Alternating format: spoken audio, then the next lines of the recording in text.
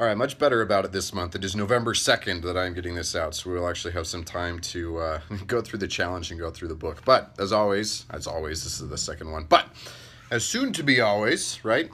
Before we dive into this month's book and challenge, let's do a recap of what went down in October. So for October's challenge, as you will remember, it was to do some sort of a daily post on the site. I had been in the habit already of doing that with Instagram, and it was making the transition over into doing it on the site. For the most part, I did pretty well. I think I missed 2, maybe 3 days since I actually started things out, and it was really just because I've been working so hard on this stylish storytelling course, which I'm releasing tomorrow, or in 2 days. But anyway, yeah, I don't think I'm gonna keep going forward with that one. Believe it or not, traffic went down this month, and not only was it down in comparison to other months leading up, but it was even down, I believe, in comparison to what it was for October of last year. So I don't know if there's a causal relationship between a higher rate of posting. I know that I didn't get as many big quality posts out, and I don't think I got a podcast out this month. But basically, I don't think that the site itself is the right medium for this. So great experiment. I will continue to do it with Instagram. I may end up doing it as part of a daily newsletter. So if you'd be interested in that, let me know in the comments, because I've been seeing a lot of merit to daily newsletters and a lot of guys who do those. But not going to be doing it on the site. The site I'm going to reserve for bigger things. As far as the book goes, it was by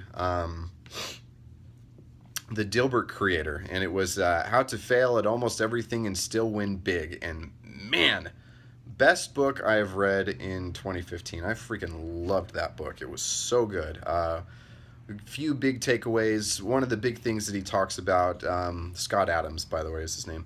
One of the big things that Scott Adams talks about is the importance of distinguishing between systems and goals, and how goals, you're always kind of in this limbo of you're either failing or you don't have anywhere to go because you've accomplished things, and then you have to move yourself into the next pre-failure system. But systems are things that allow you to continually to make progress, to get better, but then you can actually enjoy the progress that you're making as well. And he goes through all these different things that he talks about related to that, and how he uses systems to improve his life. And another one of the things that I really, really enjoyed about it was his way of prioritizing things. Basically, it was what gives him the most energy, because by doing that, it allows him to extend himself ever further and get more things done. His approach to diet was great. His approach to exercise and creating these systems as ways to make that work were incredible. I think that that's a huge application in style.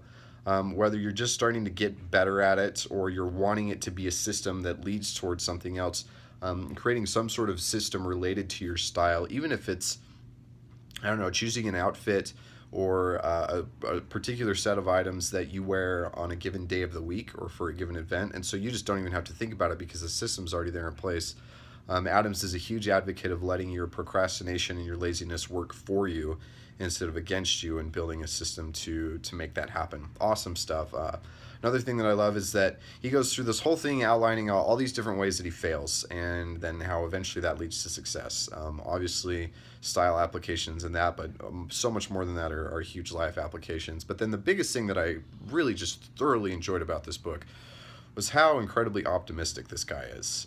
He has been through a lot of really weird scenarios and really kind of one-off things, and he, rather than letting it destroy his innate optimism, just decides that he's going to be the one to conquer it. And it's such a cool approach, and I have a brother who's like that, and it's almost like I was listening to my brother as I listened to this book, and I think there's a lot of power to that, to optimism. And those of you who have followed me for a long time know that I'm no fan of cynicism. I think it's weak. I think it's cowardly. I fight it in myself because it's really easy to get cynical, but I find sincerity and intelligent optimism to be something that's so much more attractive, something that's so much more masculine, something that I would rather emulate in myself.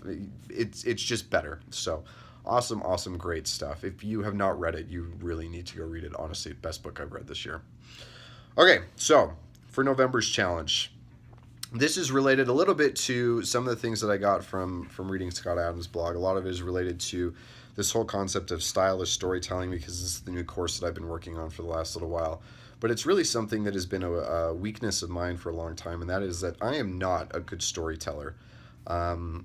I'm honestly pretty terrible at it. I end up giving way too much background on things that don't really matter. My timing is off when it comes to plot twists and punchlines. It's especially worse when I'm telling jokes. And this is a skill that I know that I need to develop, and I've known that I've needed to do that for a long time. And so what I'm going to be doing is most of the time right now, my wife and I will take turns every other night reading stories to our kids.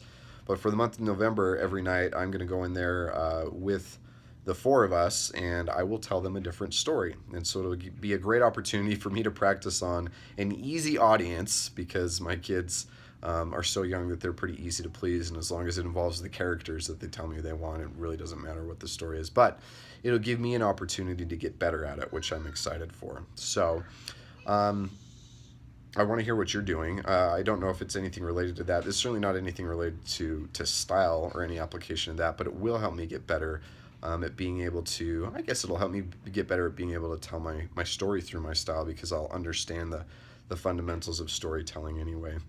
As far as the book goes, it is called Gorilla Mindset. It's by a guy named Mike Cernovich. Now, before you even go check it out, I will tell you that Mike is a very, very polarizing figure on the internet right now. He's extremely politically incorrect. He is a master troll, but at the same time, he's incredibly intelligent. He's very, very smart. And the big reason that I like Mike so much is just because he is a huge advocate of freedom of speech. He doesn't believe that when it comes to the kind of things that people should be able to talk about in public, that there really should be anything that's sacred or off limits. And I respect a man who's willing to do that, because whether you're fighting against the Puritans of the early 1800s or the Neo-Puritans today that clothe themselves in, you know, the morality of equality or social justice or all these other the moral virtues of our time, Puritanism is Puritanism, and witch hunts exist almost as much now as they did before. It's just people are losing their jobs as opposed to losing their lives. And you know, it's a modern reflection of the same pattern we've seen from Puritanism before. And anybody, whether I agree with them politically or not, who's an advocate of free speech, is somebody to whom I want to give my support. So, full disclosure, I've been through this book before. I listened to it earlier in the summer, but there was so much in there that I want to go through it again so I can actually start applying a lot of this stuff. And it was good enough that I really do want to share it with you guys. And so check out Gorilla Mindset by Mike Cernovich, and then we will come back on December 1st-ish, right? And we'll talk about what I thought from there, and I want to hear your thoughts. But leave a comment down below. I want to know what you're doing for the month of November. I want to know what you thought of how to fail at nearly everything and still win big. I want to know how your October challenge went, and if you're keeping up with me on all this. So until then, see ya.